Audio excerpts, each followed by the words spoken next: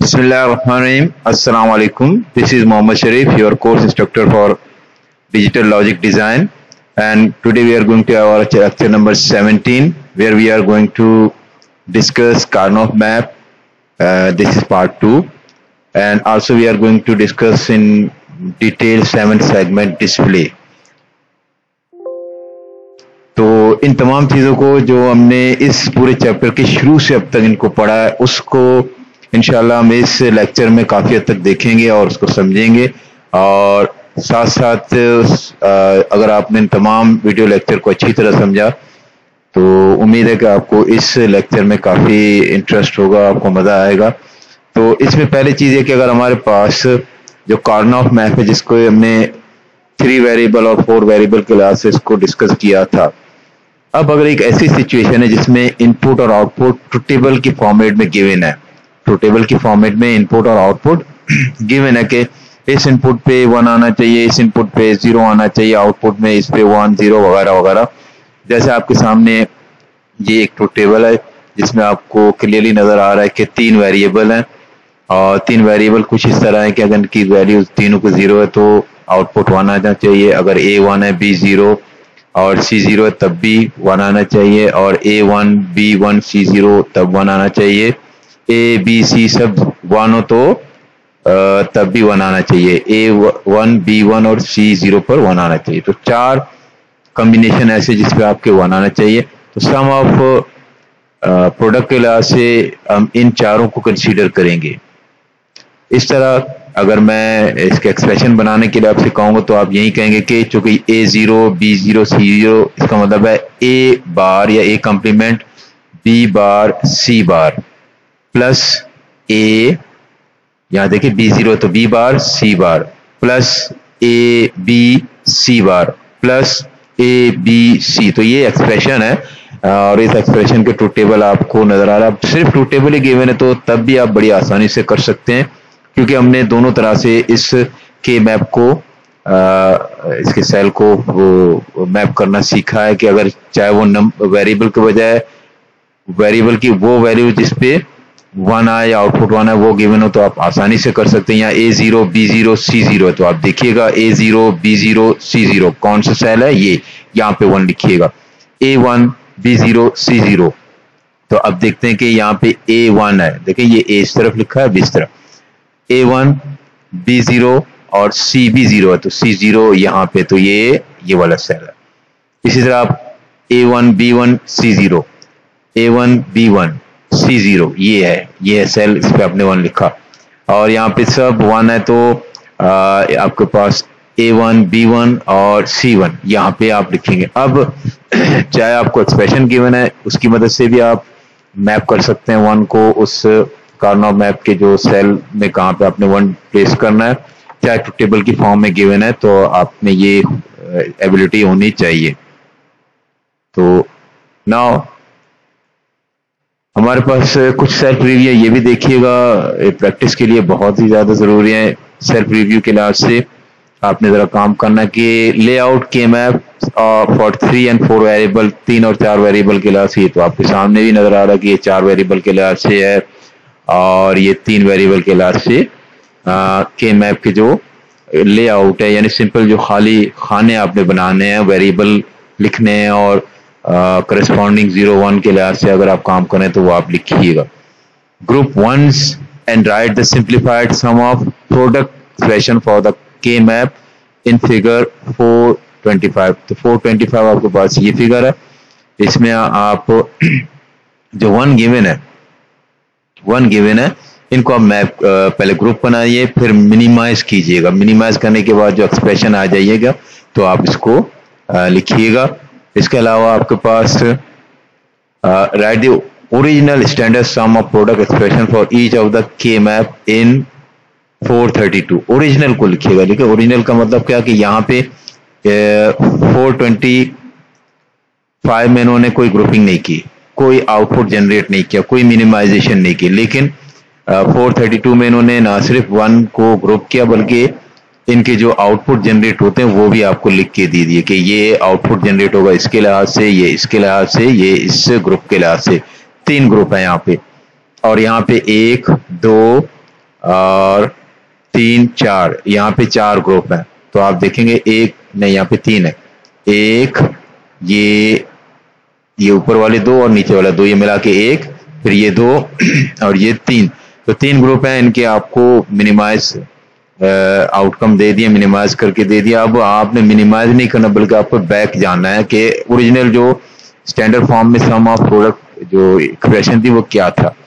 तो इसमें भी आपने यही करना है, इन्होंने आपको ये चीजें दी हुई हैं लेकिन आपने बैक जाना है। ठीक है जी।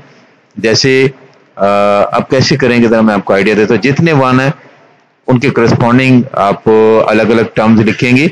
यहाँ पे 1 2 3 4 टर्म मिलेंगे आपको। 4 टर्म में 4 टर्म आप लिखेंगे लेकिन वो स्टैंडर्ड फॉर्म में होंगे। यहाँ भी 4 वेरिएबल, सॉरी यहाँ 3 वेरिएबल होंगे, यहाँ भी 3 वेरिएबल, यहाँ भी 3 वेरिएबल, यहाँ भी 3 वेरिएबल। इन सबको आप सम करेंगे। यहाँ के लिहाज से तो ये A complement, B complement, C complement है इस वन के लिए। इस वन के लिए क्या होगा आपके पास, ए कॉम्प्लीमेंट बी सी, ए की जगह 0 है तो ए कॉम्प्लीमेंट बी सी। ठीक है जी। बाकी इसके लिए भी आप कीजिएगा और ये बाकी जितने आपके पास आपको सिचुएशन गिवन है सबको आपने इसी तरह सॉल्व करना है, आपकी प्रैक्टिस हो जाएगी काफी हद तक। अब एक और चीज है जिसको हमने डिस्कस करना हुआ है, don't care condition. Don't care condition क्या चीज होती है जरा देखिए। डोंट केयर में हमारे पास बाद औकात कुछ ऐसे इनपुट हैं जिनको हम इस्तेमाल नहीं करते किसी सिचुएशन के लिहाज से, तो उन इनपुट और उनके करस्पॉन्डिंग आउटपुट को हम डोंट केयर करते हैं, हम उनको नजरअंदाज कर देते हैं। फॉर एग्जाम्पल अगर मैं एक BCD सिस्टम इस्तेमाल कर रहा हूँ, बाइनरी कोडेड डेसिमल। अब बाइनरी कोडेड डेसिमल में हम 4 वेरिएबल इस्तेमाल करते हैं बाइनरी के, और हमें पता है कि 4 वेरिएबल में हम 0 से लेकर 15 तक जा सकते हैं, यानी 0 0 0 0 फिर 1 1 1 1 15 तक हम जाते थे। लेकिन बाइनरी कोडेड डेसिमल में हम जो डेसिमल के डिजिट हैं सिर्फ वही इस्तेमाल करेंगे जो 0 1 2 3 4 5 6 7 8 9 तक है। 10 11 12 13 14 15 हम इस्तेमाल करते ही नहीं। जब वो हम इस्तेमाल करते नहीं तो वो इनपुट वहां पे इनवैलिड इनपुट है। तो there are 6 invalid combination which are 10 11 12 13 14 and 15। Binary के लिहाज से या इसका करस्पॉन्डिंग आप डेसिमल लीजिएगा तो ये 10 है, ये 11 है, ये 12 है, ये 13, ये 14, ये 15। अब BCD में तो ये हम इस्तेमाल ही नहीं करते, तो इसीलिए हम इन इनपुट के आगे डोंट केयर के लिहाज से एक निशानी लगा देते हैं जिसको एक एक्स या क्रॉस की तरह हम कर देते हैं। तो अब जब मैं काम कर रहा हूँ तो मैं उन कंडीशन को कहूंगा don't care condition. The don't care terms can be used to advantage on K map. अच्छा, अब डोंट केयर को हम इस्तेमाल कर सकते हैं कि उसको अगर हम कुछ इस तरह इस्तेमाल करें कि के मैप का रिजल्ट ज्यादा एफिशिएंट, ज्यादा अच्छा हो, तो हम कर सकते हैं। कैसे हम देखते हैं। अब डोंट केयर में यहाँ देखिएगा हमारे पास, यहाँ पे मैंने जरा गौर करके देखिएगा, ये जो ट्रुथ टेबल है, ट्रुथ टेबल में किस चीज का ट्रुथ टेबल है, देखिए 4 वेरिएबल है ABCD। ठीक है जी, 4 वेरिएबल है और ये एक आउटपुट है। तो 4 कॉलम इनपुट के लिए इनपुट और 1 कॉलम आउटपुट के लिए। तो यहाँ के लिए आपको नजर आ रहा है कि 0 0 0 0 पे 0 मैंने लिखा, 0 0 0 1 पे 0 लिखा। ठीक है जी, 0 0 1 0 पे आउटपुट 0 लिखा। तो ये कुछ ऐसी सिचुएशन है जैसे इस इनपुट पे, इस कॉम्बिनेशन पे आउटपुट आपका 0 आ रहा है, इस पे 0 आ रहा है, कहीं पे आपको 1 नजर आ रहा है कि इस कॉम्बिनेशन पे 1 है, इस कॉम्बिनेशन पे 1 है, इस पे 1 है। अब यहाँ अगर गौर कीजिएगा ये क्या लिखा हुआ है, 1 0 0 1। ये बाइनरी में 1 0 0 1 बेसिकली ये 9 है। 9 के बाद जो 10 है 1 0 1 0, ये 10 है। 1 0 1 0 ये 10 है। 10 को हमने, चूंकि BCD सिस्टम है, इसको हमने यहाँ डोंट केयर के लिहाज से इसके आउटपुट को क्रॉस किया। इस तरह ये 1 0 1 1 है, 11 है, इसको हमने क्रॉस किया, 12 इसको क्रॉस किया, 13 14 15। This is the symbol for don't care.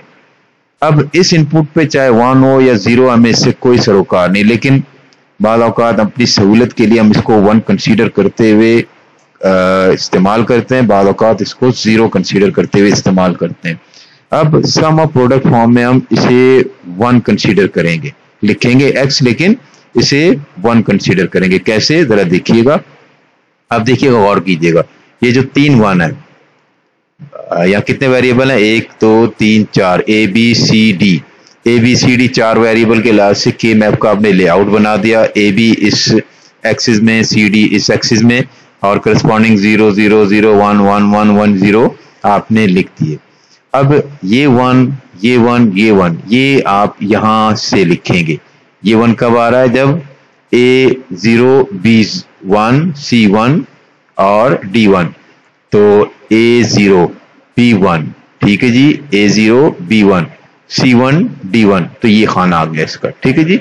और अगले दो 1 के लिहाज से हम देखेंगे A1 बाकी सब 0, तो A1 0 और बाकी ये दोनों 0, तो आपने ये 1 यहाँ प्लेस किया। यहाँ पे देखिएगा 1 0 0 1, तो 1 0 ये हुआ और 0 1 ये हुआ, तो ये आपने लिख दिया। अब दो सिचुएशन है। अच्छा, ये मैंने x क्यों लिखा है यहाँ पे, जरा गौर कीजिएगा। ये x मैंने 1 2 3 4 5 6, ये 6 इनपुट हैं जो कि डोंट केयर के लिहाज से हमने इनके आउटपुट को x से रिप्रेजेंट किया। तो ये आप जरा गौर कीजिएगा, आपको तमाम x इसी लिहाज से नजर आएंगे कि मैंने कहाँ कहाँ x लिया। 1 0 1 0 पे x लिया, तो 1 0 और 1 0, देखिए कौन सा खाना बनेगा, ये वाला खाना। तो यहाँ x लिखा, बाकी भी आप गौर कीजिएगा सब इसी तरतीब से हमने x लिखे, ये डोंट केयर है। अब दो सिचुएशन है, मैं इन x को लिखूं या ना लिखूं। चले पहले मैंने ये किया कि मैंने x को नहीं लिखा, यहाँ पे x को इस्तेमाल नहीं किया या डोंट केयर को इस्तेमाल नहीं किया। एक 1 ये था, एक 1 ये और एक 1 ये। इस लिहाज से देखिए, अगर मैं ग्रुपिंग करूंगा तो ये 1 इसके एडजेसेंट कहीं मुझे 1 नजर नहीं आ रहा, तो ये अकेला है, और ये दोनों एडजेसेंट है, तो इनका एक ग्रुप बनेगा। तो दो आपके पास ग्रुप बनेंगे, एक इस 1 के और इन दोनों 1 के, दो ग्रुप, और आउटपुट आपके इन दोनों के लिहाज से आप जनरेट करेंगे। ये 1 चूंकि अकेला है तो कोई वेरिएबल कैंसिल नहीं होगा। A 0 है, B 1 है, C 1 है, C 1, तो A 0 है तो A कॉम्प्लीमेंट, B C और D 1 1 है तो एज इट इज, तो A complement B C D या A bar B C D। यहां से देखिए इसका आउटपुट क्या होगा, अगर आपने थोड़ी सी प्रैक्टिस की है। आप चूंकि यूं जा रहे हैं ऊपर नीचे नहीं, तो ये तो एज इट इज है, ना ऊपर जा रहा है ना नीचे, तो ये एज इट इज है। एज इट इज का मतलब है A 1 है B 0, तो A एज इट इज लेंगे, B कॉम्प्लीमेंट लेंगे। देखिएगा A B कॉम्प्लीमेंट। अब यहां से यहां जा रहे हैं, हम यहां से यहां जा रहे हैं, तो दो वेरिएबल है इस एक्सिस में, C और D। C इस तरफ है, D इस तरफ है, तो देखिए 0 0, तो C is not varying, C की जगह 0 आपको नजर आ रहा है, तो C कॉम्प्लीमेंट आप लिखेंगे। लेकिन D में 0 और 1 दोनों है, तो ये D एक कॉन्ट्राडिक्टरी वेरिएबल है, इसको हम कैंसिल कर देते हैं, तो only C complement will be there. तो इस ग्रुप का आउटपुट ये आया। ये वो वाली सिचुएशन है जब मैंने डोंट केयर को इस्तेमाल नहीं किया, ठीक है जी, डोंट केयर को मैंने इस्तेमाल नहीं किया। अब अगर मैं डोंट केयर के जो x मैंने यहाँ पे लिख दिए, ठीक है जी, और x को मैं कंसीडर करूं एज 1, x को क्या कंसीडर करूं एज 1, तो अब मैं जो ग्रुपिंग करूंगा कुछ इस तरह करूंगा कि ये 1 1 और इसको मैं 1 इसको 1 1 कंसीडर करते हुए इन 8 का एक बड़ा सा ग्रुप बना दूंगा, ठीक है जी। बड़ा ग्रुप बनेगा, जितना बड़ा ग्रुप बनेगा उतने वेरिएबल कम हो जाएंगे। अच्छा, ये 1 है और ये x, ये मिला के एक ग्रुप बना, क्योंकि इसको 1 के लिहाज से कंसीडर करूं तो ये एडजेसेंट सेल है। अब ये जो सेल बने देखे इस कलर में, ठीक है जी, पहले वाले नहीं बल्कि ये जो बड़े सेल बने हैं, इनके लिहाज से जो अगर मैं इसको प्रोसेस करूंगा तो मुझे जो आउटपुट मिलेंगे, एक तो A मिलेगा और दूसरा B C D मिलेगा। तो इनके लिहाज से मैं इनको सिंपली और करूंगा।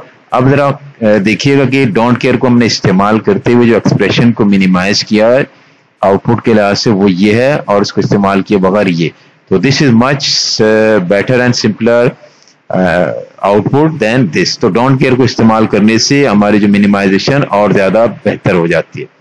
तो के मैप बहुत ज्यादा इंपॉर्टेंट टॉपिक है, बहुत ज्यादा इसको हम डिजाइनिंग में इस्तेमाल करते हैं। इसकी अपनी लिमिटेशन तो है, लेकिन काफी हद तक हम इसको एक लेवल तक इस्तेमाल करते हैं। तो के मैप की तमाम चीजों को, तमाम टॉपिक को आपने अच्छी तरह समझना है, आगे जाना है। अब इसी के मैप को हम इम्प्लीमेंट करने के लिए एक एग्जांपल लेते हैं, वह है 7 segment display. 7 segment display normal common है, ये आपने देखे होंगे, ये मुख्तलिफ कलर में आते हैं। इस 7 सेगमेंट को 7 सेगमेंट कहते हैं क्योंकि इसमें 7 सेगमेंट है। आप देखिएगा 1 2 3 4 5 6 7, ये सेगमेंट कहलाते हैं। कलर अलग अलग भी होते हैं इसमें, चाहे 7 सेगमेंट के, ये 2 7 सेगमेंट है, एक ये और एक ये कंबाइंड है, ये सिंपल एक सिंगल 7 सेगमेंट है।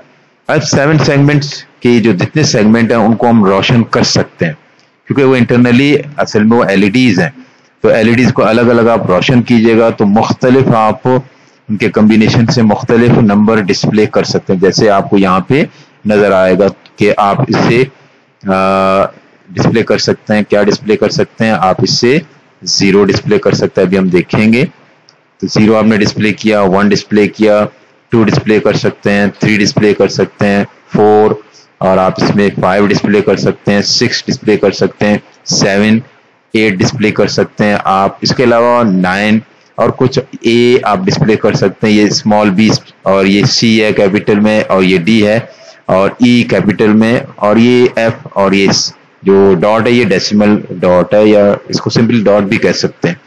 तो इसके जो 7 सेगमेंट हैं 1 2 3 4 5 6 7, इनको प्रॉपरली अगर हम रोशन करें, ये एलईडी फॉर्मेट में भी है, एलसीडी फिल वक्त हम एलईडी फॉर्मेट को समझ रहे हैं, इनको रोशन करें तो अलग अलग आप नंबर या लेटर डिस्प्ले कर सकते हैं और इसको हम बहुत ज़्यादा इस्तेमाल करते हैं, मुख्तलिफ इसकी एप्लीकेशन है।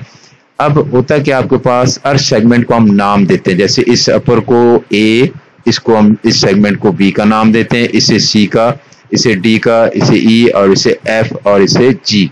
तो इन तमाम सेगमेंट के हमने नाम दे दिए, ये डेसिमल पॉइंट को डीपी का नाम दे दिया। अब एलईडी आपको पता है कि एलईडी का एक टर्मिनल आप पॉजिटिव पोटेंशियल से पॉजिटिव टर्मिनल से कनेक्ट करते हैं और एक ग्राउंड से, और करंट कंट्रोलिंग के लिए यहाँ पे हम रजिस्टर भी इस्तेमाल करते हैं जो एक्सटर्नल भी हो सकते हैं इंटरनल भी। अब यहाँ पे देखिएगा जितने एलईडीज हैं, कितने एलईडीज हैं, 1 2 3 4 5 6 7, तो सिर्फ सेगमेंट के एलईडीज को यहाँ पे हमने शो किया। आप इस डेसिमल पॉइंट के लिए भी एक एलईडी इस्तेमाल करेंगे। तो जितने भी एलईडीज हैं इनके एक सिरों को हमने पॉजिटिव टर्मिनल के साथ या कनेक्ट किया, दूसरे सिरे को अगर जिस सिरे को आप ग्राउंड से कनेक्ट करेंगे वो वाली एलईडी रोशन होगी, चाहे आप एक एलईडी को कनेक्ट कीजिएगा या 2 को या 3 को या सब को। तो जितने एलईडी आप कनेक्ट करेंगे नेगेटिव या ग्राउंड के साथ, नेगेटिव टर्मिनल या ग्राउंड के साथ, तो वो एलईडी रोशन होगी। अब ये लाजिम नहीं कि आप जो कॉमन पॉइंट है वो हाई वोल्टेज या पॉजिटिव वोल्टेज को रखें, तो बाद औकात हम ये ग्राउंड को कॉमन करते हैं और एक्टिवेट करने के लिए जो हम कंट्रोल करते हैं वो हाई वोल्टेज से करते हैं। अच्छा, इसके जो फॉर्मेट है जो आप यहाँ पे आपने देखा है, देखिएगा ये फॉर्मेट है, इसमें आपको यहाँ पे यूजिंग के अलावा इसके पैकेज बना हुआ है, इसमें आपको ये सिरे नजर आ रहे हैं, लीड नजर आए तो 1 2 3 4 5 और उस तरफ 5, ये तो दोनों। अब इस पे हम ज्यादा कंसीडर नहीं करेंगे, हम सिंगल 7 सेगमेंट डिस्प्ले पे कंसीडर करेंगे फिल वक्त, ठीक है जी। तो वो आपको यहाँ पे देखिएगा 1 2 3 4 5 आपको इसके टर्मिनल या एलईडी नजर आएंगे, लीड नजर आएंगे, यही लीड आपको उस तरफ भी नजर आएंगे। तो इसी चीज को यहाँ पे दिखाया गया कि यहाँ पे 1 2 3 4 5 6 7 8 9 10 टर्मिनल है। अब यहाँ पे देखिएगा 7 तो सेगमेंट है, 8वां आपके पास डेसिमल पॉइंट है, तो आपको समझ आएगी कि सेगमेंट ए के लिए मैं इस लीड को इस्तेमाल करूंगा, सेगमेंट बी के लिए इसे, सेगमेंट सी के लिए इसे, डी के लिए इसे, ई एफ जी के लिए हम इसे इस्तेमाल करेंगे। तो बाकी आपके पास डेसिमल पॉइंट है, इसके लिए मैं इसको इस्तेमाल करूंगा, इस लीड को या टर्मिनल को। अब जो कॉमन लिखा हुआ ये किस मकसद के लिए, तो कॉमन के लिए आपके पास अगर आपका सिस्टम कुछ इस तरह है कि वो हाई वोल्टेज कॉमन ले रहा है या कभी आपके पास ग्राउंड को कॉमन लेंगे, तो इस कॉमन ग्राउंड को आप यहाँ पे कनेक्ट करेंगे, चाहे 8 से कनेक्ट करें या 3 से, द सेम थिंग, ठीक है जी। यानी आपने +5 वोल्ट या +6 वोल्ट जो भी इसकी रिक्वायरमेंट है कॉमन के लिहाज से, तो आप यहाँ पे इसको देंगे, चाहे यहाँ पे या यहाँ पे। अब देखिएगा एक छोटा सा सर्किट है, यहाँ आपको नजर आ रहा है एक कीपैड है, इसमें कुछ नंबर हैं, फिर ABCD आपके पास कुछ लेटर हैं। तो जिस लेटर को आप प्रेस करते हैं या जिस नंबर को आप प्रेस करते हैं एक सर्किट होता है, वो सर्किट तो आउटपुट, उस सर्किट से हम आउटपुट लेते हैं और वो जो डिस्प्ले है करस्पॉन्डिंग वो आपको यहाँ पे नजर आता है। ठीक है जी, तो देखिएगा ये 7 आपको नजर आ रहा है। तो इस तरह मुख्तलिफ, आप बी को प्रेस कीजिएगा, ये आप भी कर सकते हैं अगर आपने इतने इसमें कोई मुश्किल नहीं, आप ये सारे सर्किट खुद बना भी सकते हैं। और कुछ चीजें ऐसी होती हैं कि आईसी फॉर्म में बनी बनाए भी मिलते हैं, तो लर्निंग के लिए आप इस्तेमाल कर सकते हैं। इंशाल्लाह हम इसको भी डिस्कस करेंगे इंशाल्लाह। अब मैंने आपसे कहा था कि जो कॉमन पॉइंट है वो कॉमन पॉइंट या तो पॉजिटिव होगा या कॉमन पॉइंट नेगेटिव या ग्राउंड होगा। तो ये कि कॉमन एनोड आपको नजर आ रहा है। एनोड मींस ग्राउंड या लो वोल्टेज, या नॉर्मली हम जीरो भी इसे कहते हैं। नेगेटिव निशानी आपको नजर आ रही है। ये हमारे पास ये एक ऐसा सेटअप है जिसमें एलईडी के इस सिरे को आपने कॉमन किया हुआ। ठीक है जी, तो कॉमन जो मैंने आपको दिखाया था ना, कॉमन पॉइंट मैंने आपको दिखाया था, तो कॉमन पॉइंट मैंने आपको दिखाया था, आपको याद है, ये है, ये कॉमन है। ये कॉमन हाई वोल्टेज या प्लस या लो वोल्टेज या ग्राउंड माइनस होगा। तो हमने यहाँ पे दोनों चीजों को दिखाया कि ये अगर कॉमन आपका ग्राउंड है तो नेगेटिव है। ठीक है जी, अगर कॉमन आपका वो है पॉजिटिव, से कॉमन पॉजिटिव, ठीक है, प्लस आपको नजर आ रहा है, तो वही टर्मिनल जो कॉमन है या तो वो हाई वोल्टेज के लिहाज से इस्तेमाल होंगे या लो। तो ये हमें कैसे पता चलेगा? तो हमें चूंकि ये चीजें बनी बनाई मिलती हैं, तो इस बनी बनाई चीज के जो पैकेज होता है इसका एक नंबर होता है। आप नेट में सर्च कीजिएगा वो नंबर 7 सेगमेंट डिस्प्ले का आप सर्च कीजिए तो आपको सारी कॉन्फ़िगरेशन का पता चलेगा कि वो कॉमन एनोड सिस्टम है या कॉमन कैथोड सिस्टम है। Common anode means high voltage common है, common anode means low voltage या ग्राउंड कॉमन है। अच्छा, अगर लो वोल्टेज कॉमन है तो कंट्रोलिंग के लिए आप हाई वोल्टेज इस्तेमाल करेंगे। अगर हाई वोल्टेज कॉमन है तो कंट्रोलिंग के लिए आप लो वोल्टेज इस्तेमाल करेंगे। कंट्रोलिंग का क्या मतलब है? जैसे ये सेगमेंट ए है, ठीक है जी, तो अब ए को मैं रोशन करूंगा, ये चूंकि कॉमन एनोड है तो यहाँ पे मैं इसको ग्राउंड के साथ कनेक्ट करूंगा, ए वाले स्विच को ऑन करूंगा। ठीक है जी, इस तरह अगर मैं डी को ऑन करना चाहूंगा तो डी के लिहाज से मैं इस स्विच को ऑन करूंगा। अगर मैं डेसिमल पॉइंट को रोशन करना चाहूंगा तो इस स्विच को ऑन करूंगा या ग्राउंड के साथ कनेक्ट करूंगा। यहाँ पे ये चीज हम रिवर्स में करते हैं कि ग्राउंड के बजाय हम हाई वोल्टेज के साथ से इन पॉइंट्स को कनेक्ट करते हैं। तो होपफुली आपको काफी हद तक इसकी समझ आ गई है। तो यहाँ पे वो नंबर ऑफ सेगमेंट रिक्वायर्ड जो डिस्प्ले हम करना चाहें, अगर मैं 0 से लेकर 9 नंबर डिस्प्ले करना चाहूँ तो मेरे कौन कौन से सेगमेंट रोशन होने चाहिए। तो आप देखिएगा कि अगर मैं जीरो डिस्प्ले करना चाहूंगा तो 0 के लिहाज से मुझे कौन कौन से सेगमेंट को रोशन या ऑन करना पड़ेगा। ठीक है जी, तो ये देखिए इसको इसको इसको इसको इसको इसको, ये ए है, ये बी, ये सी, ये डी, ये ई, ये एफ। जी को ऑन नहीं करना होगा क्योंकि 0 डिस्प्ले करने के लिए आपको इनको ऑन करना होगा। 1 के लिए आप इन दोनों को ऑन करेंगे, ये बी है और ये सी। 2 के लिए आप इन सेगमेंट को ऑन या रोशन करेंगे। इसी तरह 3 के लिए, 4 के लिए, 5, 6, 7, 8, 9 के लिए आप करस्पॉन्डिंग सेगमेंट को ऑन करेंगे। अब बारों का 9 हम इस तरह लिखते हैं कि ये यहां से यहां तक आते हैं, इसको ऑन नहीं करते। ये डिपेंड करता है आप किस तरह लिख रहे हैं। तो बाद औकात हम 1, 2, 3, 4, 5 सेगमेंट से ही 9 लिखते हैं, बाद औकात 6 सेगमेंट से 9 लिखते हैं। तो ये कोई इतना इशू नहीं है। बाद औकात 6 के लिहाज से भी हम इस तरह करते हैं कि ये ऊपर वाला सेगमेंट ऑन नहीं करते, लेकिन नॉर्मल प्रैक्टिस है कि इसको ऑन कीजिएगा, ये बेहतर रिप्रेजेंटेशन है, ज्यादा अच्छा लगता है देखना।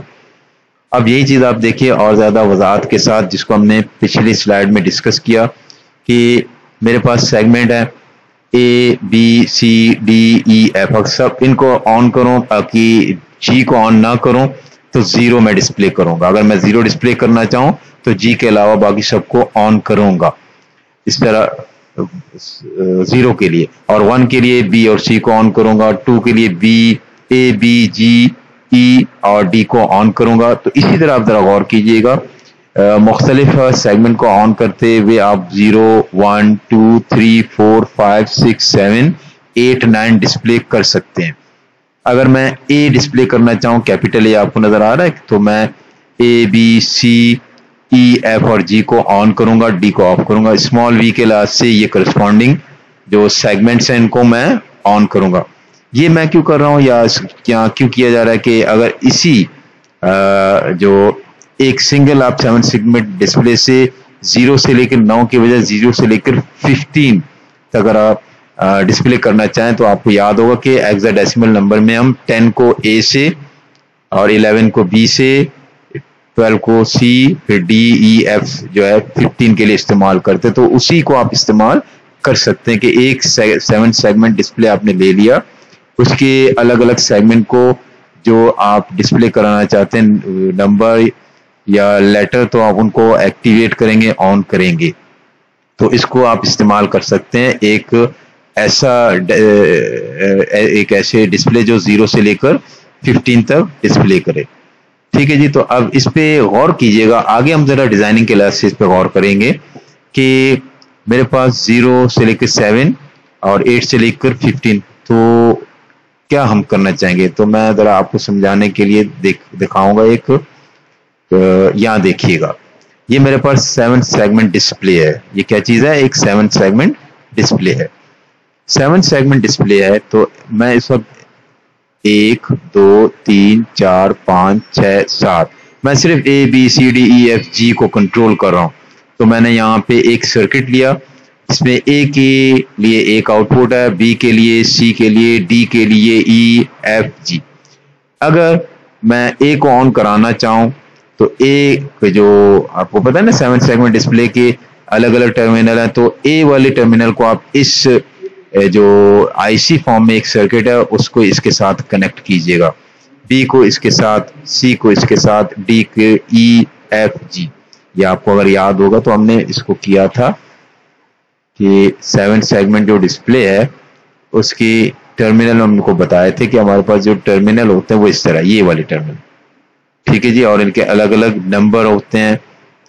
ये देखिएगा यहाँ पे, तो ए जो वो एक सर्किट था उसके ए वाले आउटपुट को आप इस ए यानी 7 नंबर जो टर्मिनल से कनेक्ट कीजिएगा, उसके बी आउटपुट को आप यहां से कनेक्ट कीजिएगा, उसके सी आउटपुट को आप यहां से कनेक्ट कीजिएगा। किसके सी के आउटपुट को, इस सर्किट के सी के, देखिए एक आउटपुट बी के लिहाज से सी, तो सबको आप करस्पॉन्डिंग जो टर्मिनल है उसके साथ कनेक्ट कीजिएगा। ठीक है जी, अब चूंकि ये एक ऐसा सर्किट है जिसकी मदद से हम इसे कंट्रोल कर रहे हैं। कैसे कंट्रोल कर रहे हैं, इस सर्किट का एक इनपुट है और इसके नंबर ऑफ आउटपुट है। आप कहते हैं सर आपने कहा था कि इनपुट के वेरिएबल ज्यादा होते लेकिन आउटपुट तो एक ही होगा, तो आप जरा गौर कीजिएगा, यहाँ पे ये जो इनपुट है वो तो कॉम्बिनेशन एक है लेकिन आउटपुट 7 आपको नजर आ रहा है। इसका मतलब क्या है कि ये 7 अलग अलग सर्किट यहाँ पे हमने बनाए हुए हैं। कितने सर्किट, 7। हर सर्किट को मैं A B C D input दूंगा और वो सर्किट जो ए से रिलेटेड है उसका आउटपुट ये है। फिर एक और सर्किट होगा जिसमें हम A B C D as a input देंगे और उसका आउटपुट बी से बी के करस्पॉन्डिंग जो पिन है उसके साथ हम इसको कनेक्ट करेंगे। इस तरह एक और सर्किट होगा जो सी को कंट्रोल करेगा, डी ई एफ। तो ये एक सर्किट ने इस पैकेज के अंदर 7 सर्किट है। अच्छा, अगर डेसिमल पॉइंट होगा तो वो एक और सर्किट होगा। बहरहाल फिल वक्त हम डेसिमल पॉइंट को कंसीडर नहीं कर रहे हैं। ये 7 सेगमेंट डिकोडिंग ड्राइवर कहते हैं या लॉजिक कीजिएगा। तो 7 सेगमेंट में अगर आप कोई नंबर देना चाहते हैं तो 0 0 0 कीजिएगा। तो 0 नंबर के लिहाज से आपको A B C D E F इनको ऑन करना होगा, यानी ए सर्किट का आउटपुट 1 होना चाहिए, बी का 1 होना चाहिए, सी का, डी का, ई का, एफ का, जी का आउटपुट जो है 0 होना चाहिए। ठीक, अगर ये एक्टिव आई आपने इस्तेमाल किया। ठीक है जी, तो इसी तरह अगर मैं 1 डिस्प्ले करूं, यानी मैं यहाँ पे देखिएगा, मैं लिखूं यहाँ पे A1, बी की जगह 0, सी की जगह 0, डी की जगह 0, यू समझे आप, डी सी बी ए लिखा हुआ है। तो 1 के लिए क्या करेंगे, A1 लिखेंगे, बाकी बी सी डी को आप 0 करेंगे। तो इस पर आपका आउटपुट क्या आना चाहिए, 1 डिस्प्ले होना चाहिए। तो 1 डिस्प्ले के लिहाज से आप बी और सी सेगमेंट का आउटपुट 1 होगा, बाकी तमाम सेगमेंट उनके आउटपुट 0 होंगे। ठीक है जी, तो होपफुली किसी हद तक आपको उसकी समझ आ रही है। ये जरा सा कॉम्प्लिकेटेड है क्योंकि इसमें काफी चीजें एक साथ हम समझ रहे हैं। तो ज़रा इस लेक्चर को 2 या 3 दफ़ा तसल्ली से देखिएगा, समझिएगा, इंशाल्लाह ये चीज़ें क्लियर होंगी। अगर क्लियर ना हो तो आप मुझे अपने ग्रुप में व्हाट्सएप भी कर सकते हैं। अब मैंने क्या किया, मेरे पास डिस्प्ले है, मैं 0 डिस्प्ले करूंगा तो मुझे कौन कौन से सेगमेंट ऑन करने होंगे, A, B, C, D, E, F, G on नहीं करना होगा। ठीक है जी, यहाँ देखिएगा, अगर मैं 1 डिस्प्ले कराना चाहूँ, ये देखिएगा, तो मुझे B और C ऑन करना होंगे। अगर मैं 2 डिस्प्ले करना चाहूँ तो मुझे A, B, G, E, D, देखिए आपको नजर आ रहा है, A, B, D, E, G, इनको मुझे ऑन करना होगा। जो आपके ड्राइवर का आउटपुट है, बाकी सबको ऑफ करना होगा। इस तरह आप 3 के लिहाज से देखिएगा तो A, B, C, D और G, इन सेगमेंट को आपने ऑन करना होगा, बाकी E और F को ऑफ करना होगा। तो आप एक 1 बाय 1 इस स्लाइड को, इस वीडियो को पॉज कीजिएगा और स्लाइड को 1 बाय 1 देखिएगा, तो होपफुली आपको समझ आएगी कि ये मैं एक ट्रुथ टेबल बना रहा हूं, तो जिसके कितने इनपुट हैं देखिएगा और आउटपुट आपके पास डिस्प्ले। तो एक लॉजिक के लिहाज से मैं इसको समझा रहा हूं आपको, ये उस तरह से ट्रुथ टेबल नहीं है, मैं आपको उस ट्रुथ टेबल को अलग से समझाऊंगा। अब 7 के लिए मुझे कौन कौन से सेगमेंट ऑन करना होंगे, मुझे A, B, C ऑन करना होंगे, A, B, C। तो 7 के लिए मुझे कौन कौन से segment, A, B, C segment on करना होंगे। तो आप देखिएगा A की जगह, B की जगह यहाँ टिक मार्क है, यानी इन सबको आपने ऑन करना होगा। ये हम एक अपने प्रॉब्लम को स्टेप बाय स्टेप एनालाइज कर रहे हैं। अब यही चीज आप 8, 9 के लिहाज से देखिएगा। अगर मैं A लिखना चाहूं तो A के लिहाज से मुझे कौन कौन से सेगमेंट ऑन करना होंगे, A, B, C, E, F और G। तो A के लिहाज से मुझे A, B, C, E, F, G segment को रोशन करना होगा, बाकी D को ऑफ करना होगा जो सबसे नीचे है।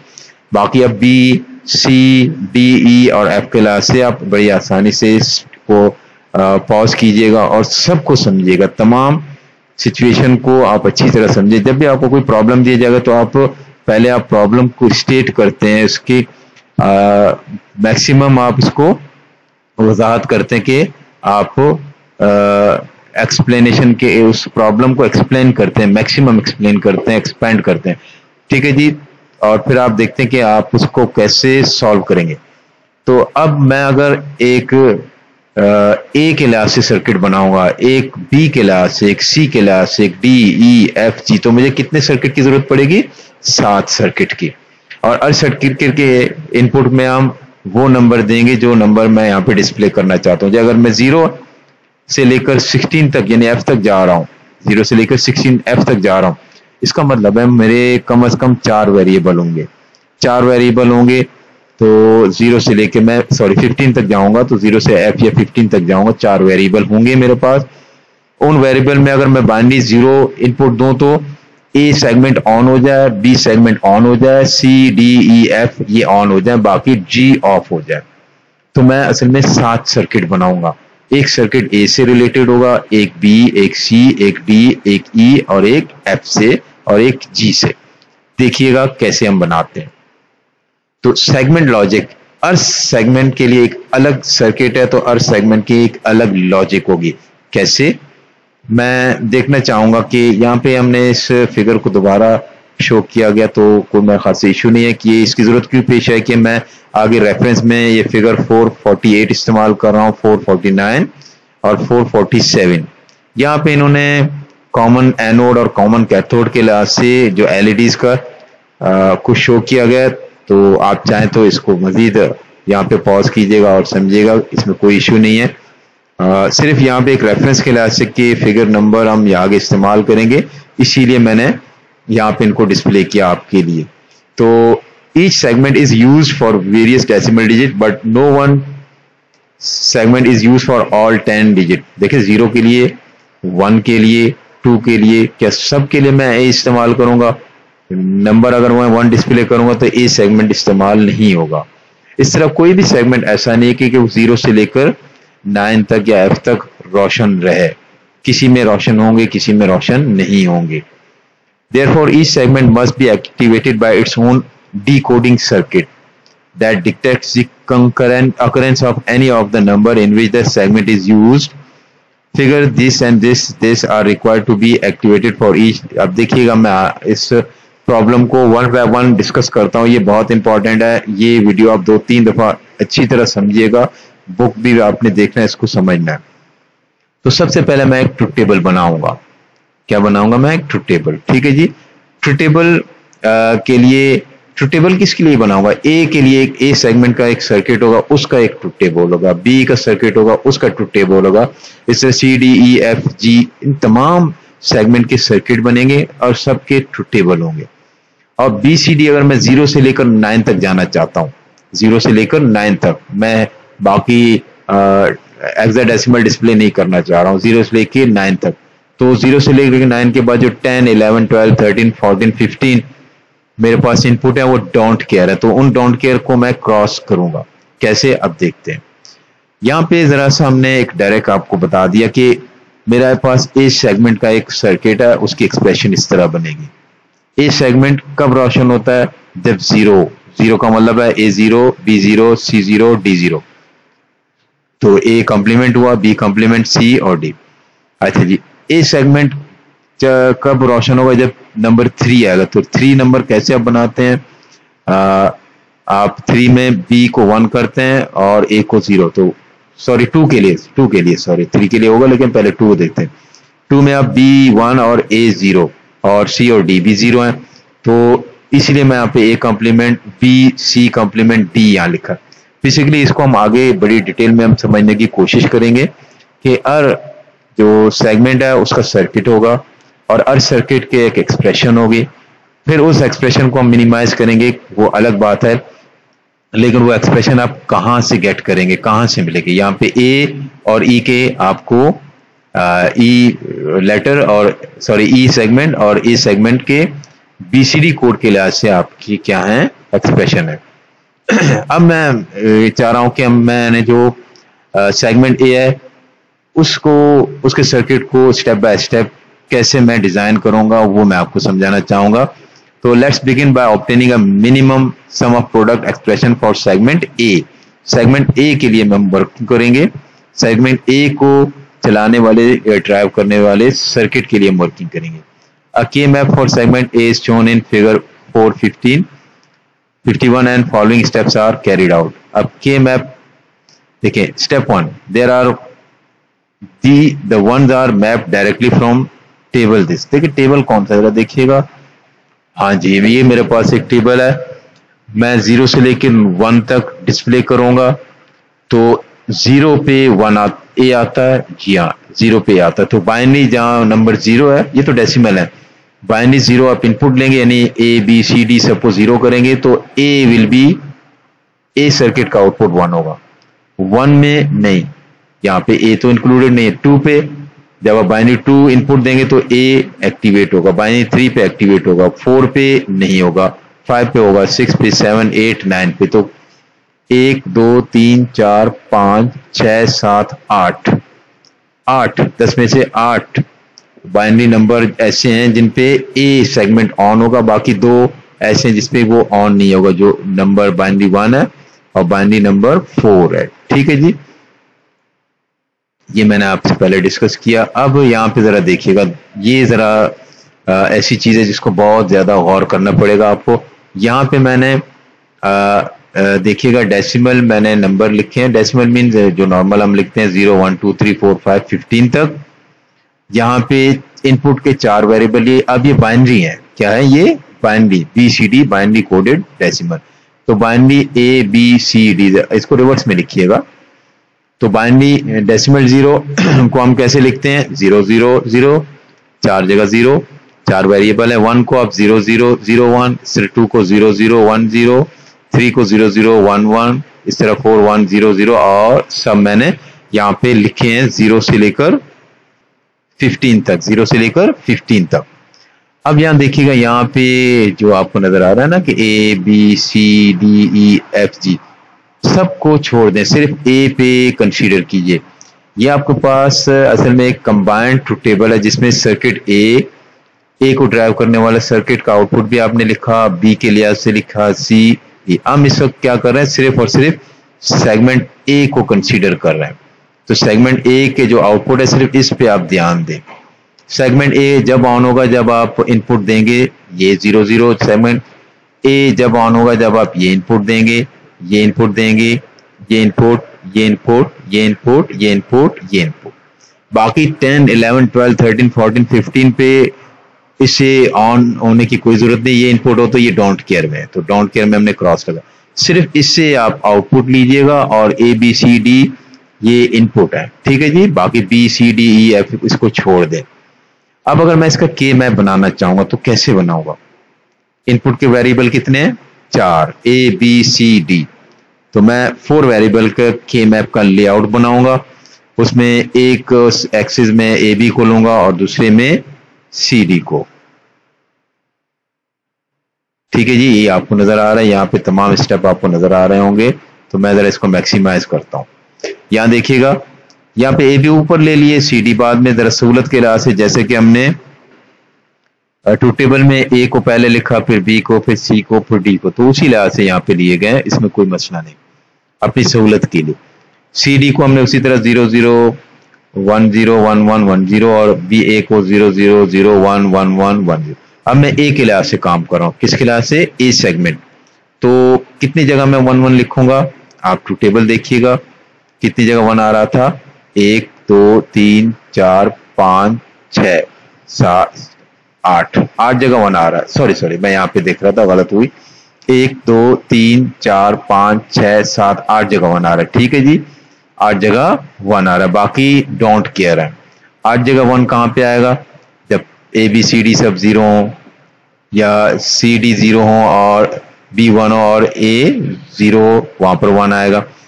1 अब इस तरह सी डी 0 हो और ए बी 1 1 हो, वहां पे 1 आएगा। तो इसको देखते हुए हम 8 जगह 1 1 लिखेंगे, 1 1 इस मैप करेंगे। देखिए 1 कितनी जगह नजर आ रहा है? 1 1 1 1 1 1 1 2 3 4 5 6 7 8 जगह आपको 1 नजर आ रहा है, ठीक है जी। और 6 जगह आपको x नजर आ रहा है। ये 6x हमने कहां से लिखे, कैसे? तो देखिएगा ये x, ये देखिए तमाम कॉलम को आपने ध्यान नहीं देना, सिर्फ इस ए वाले कॉलम को ध्यान देना। x कहां आएगा? जब B0 B1 C0 B1 A0 और ये इनपुट, ये इनपुट, ये इनपुट, इन इनपुट पे आप, इन कॉम्बिनेशन पे आप इनपुट पे क्रॉस या x लिखिएगा तो आपको 6 जगह x नजर आ, 1 2 3 4 5 6।